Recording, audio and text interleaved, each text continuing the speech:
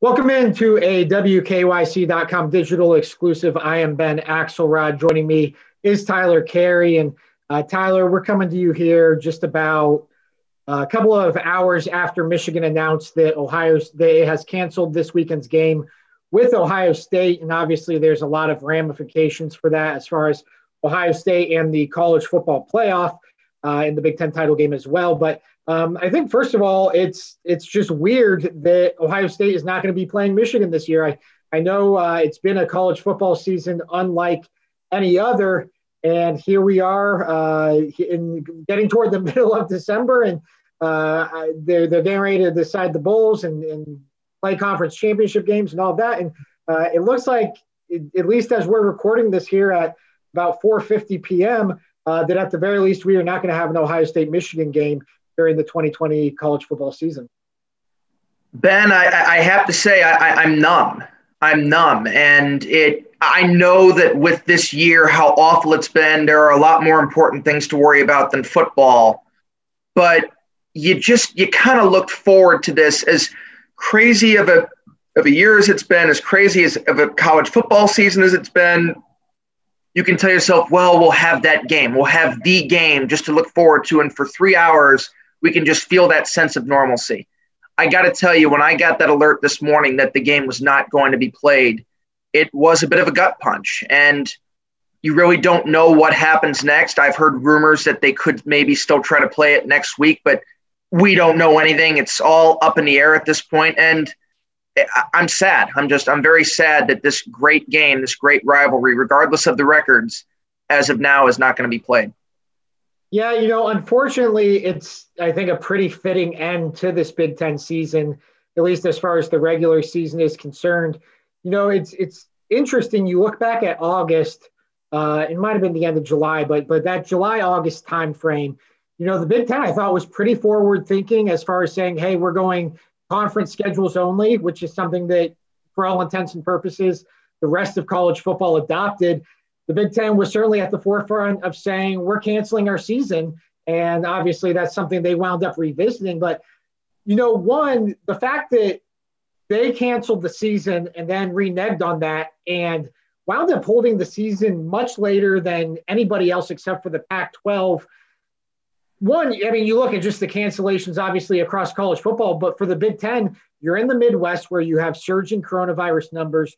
You're now dealing with a shortened window for when you can play these games. The ACC, the SEC, they had makeup weeks, so they had some flexibility built into their schedule. The Big Ten has no flexibility built into their schedule. It's pretty much, Ohio State to this point has had 2 games canceled, one by their own doing, one by Maryland's doing, and now a third game with Michigan. Those games don't get made up. Those games just get canceled. Whereas, in other conferences, Alabama and LSU had the flexibility to postpone their game rather than to cancel it. Right.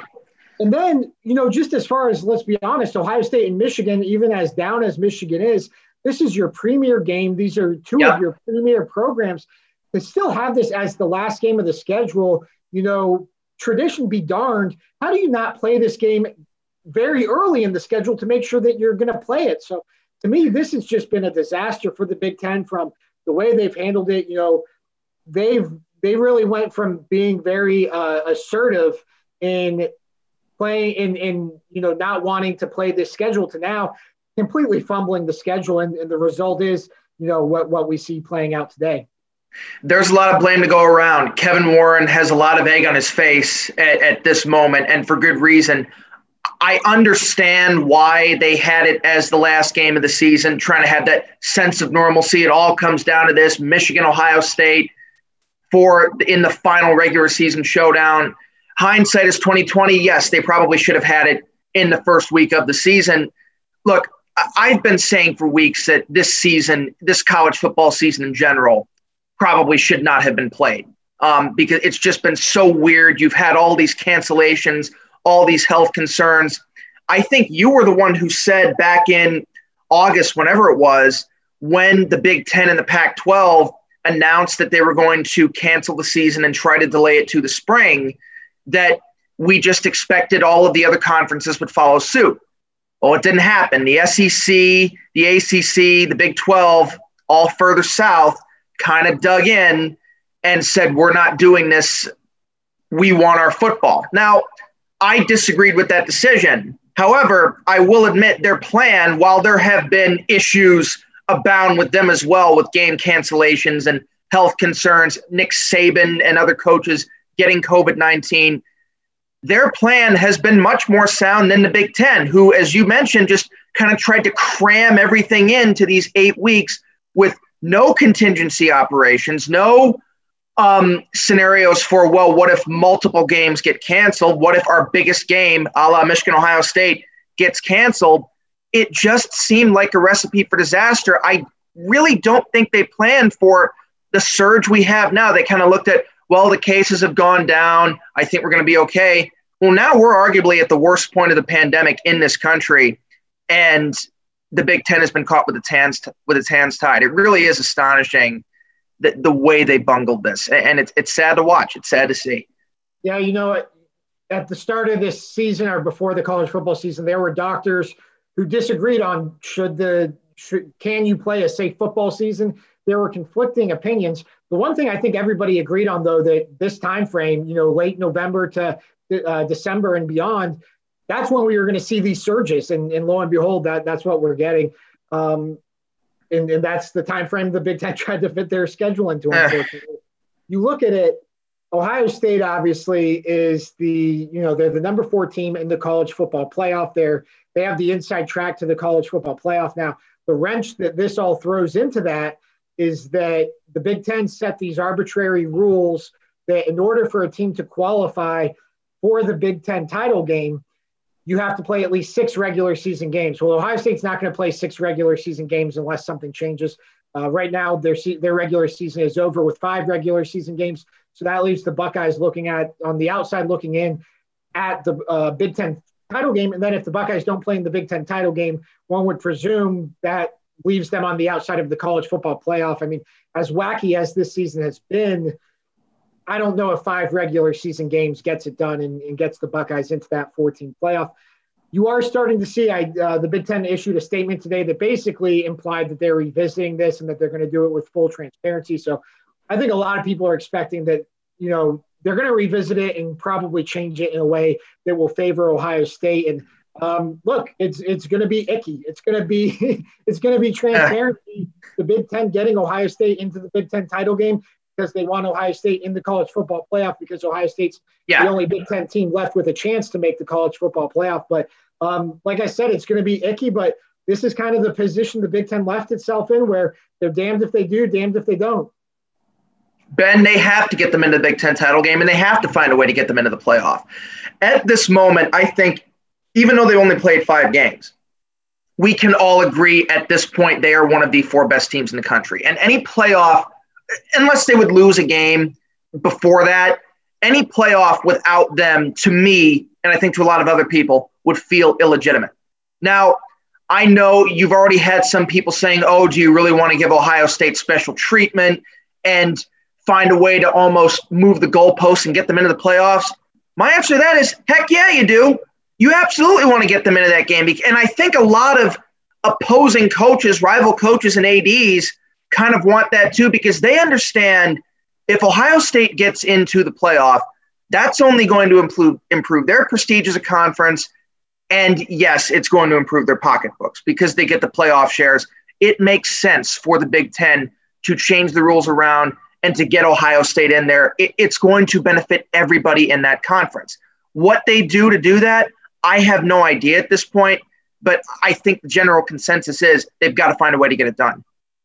I've been, following the college football playoff since 2014 when it was first implemented. I was covering Ohio State during the 2014 season when Ohio State, got in as the number 4 seed and won the college football championship. There's always been this debate between most deserving and best team. And, traditionally it's kind of a mix. Usually they try to do the most deserving, but I think as a tiebreaker, they often do the best team. To me, because of this season and just the way it's been, like if you're going to get Ohio State in and just say they're one of the best teams, like I think that's a good argument. I don't know why, year to year it has to be the same criteria, especially this season where you do have, teams playing different schedules, teams playing, non-traditional settings. To me, if you're going to do this just best team, any year, this would be the year to do it. And look, I think ultimately, reading between the lines and reading the tea leaves here, I think that's probably going to be what winds up happening here for the Buckeyes. I'm with you. And look, that whole best team versus most deserving, to me, that's always been rather fluid. You can't have one scenario doesn't necessarily match year to year. It's kind of more of a feel thing. But you talk about, again, we think that Ohio State's one of the 4 best teams in the country. But other than Alabama, Notre Dame, and Clemson at this moment, who's more deserving? Texas A&M, who got blown out by Alabama, Cincinnati, who's unbeaten but plays in a weaker conference, Florida, who lost to Texas A&M, Coastal Carolina. We talk about the most deserving. I don't really see anyone other than those 3 I mentioned before as more deserving than Ohio State at this time. So people can try to make that argument, well, they didn't play nearly as many games, it's not fair, but show me another candidate you could put in. I can't really find one right now. Yeah, we've been covering sports through the entire pandemic, and I think surprisingly, the NBA, even in the bubble, felt legitimate. Baseball felt legitimate, even with the shortened season. To varying extents, the NFL feels totally legitimate. They've been on track through this entire thing. College football to me has been the one major sport that just it hasn't felt like they're really playing a season. No. Between all the canceled games and all the conferences basically playing different versions of the same sport, this college football season has not felt legitimate. But I do think the one way you get there is if you get to this college football playoff and you have Alabama, Ohio State, Notre Dame, Clemson. If you have that, those 4 teams, I think, who have kind of separated from the rest of college football, to me, that would seem more legitimate than any other scenario that, you take Ohio State out, you put Texas A&M in. I don't see it. But, yeah, and on that note, there's been Twitter speculation about Ohio State playing Texas A&M, Ohio State playing Coastal, Ohio State playing, whoever. If Ohio State plays another game that's not the Big Ten title game, it's going to be against another Big Ten team. There's actually a glimmer of hope for that because I believe Purdue canceled a practice today, which could leave Indiana open to having a game, maybe a rematch with the Buckeyes. Double up. Yeah, to get both those teams would have incentive to get to a 6th game. So we'll see here. There's a lot up in the air, but I do think, the one thing, and I'll leave it on this note on my end, the one thing that's clear is I think the Big Ten, we're going to see some policies change here probably in the next couple of days, if not sooner than that.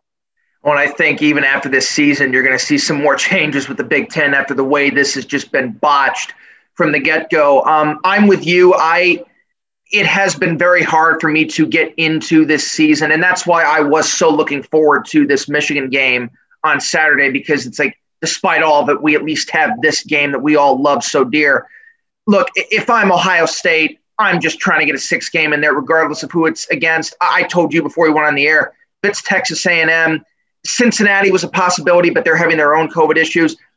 But we just saw it with Coastal Carolina and BYU this past week. If I'm Ohio State, I'm making the call to whoever, and I'm daring Kevin Warren to stop me. What's he going to do? Kick them out of the Big Ten? He's not going to do that. They're not Nebraska. They're not expendable in this conference. I really don't see why that would be an issue for them to play whoever. Preferably, it would be a Big Ten team. I think we would all rather it be Michigan.